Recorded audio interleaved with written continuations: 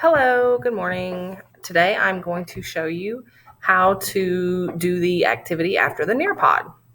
So you should have this map. It's in Nearpod, but it's also in this Google Doc. And you will notice that this chart down here corresponds with the map. So you will notice that it has letters down here, which correspond to these letters up here.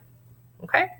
And so this chart is supposed to help you be able to answer, how does geography impact how people live their lives? Now, if you remember, our essential question was, how do the major physical features influence where and how people live?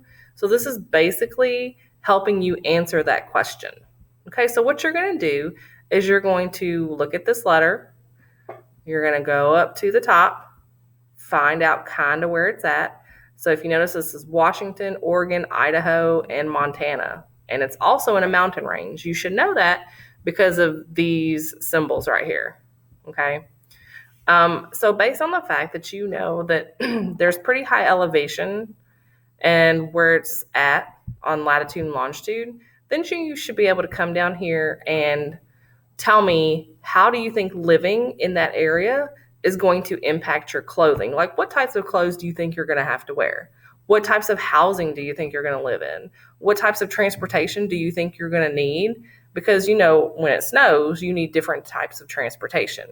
And then what type of occupations or culture do you think is in that area? And so I need at least two answers for each one of these. Okay. And make sure that you can back up why you put those things in the charts.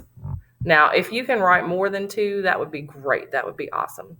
But there again, make sure you're using this information. You can also use the information from the Nearpod that you did. You can use the information from the maps that you did, because if you remember, those maps had lots of different information in it. And it also did talk about occupations throughout the United States, resources throughout the United States. So if you know what type of resources are in specific areas, then that might help you be able to fill in your occupations. Okay, so make sure that you're using the things that you've already done this week. Make sure you're using your prior knowledge. Okay, and then if you have any questions, let me know.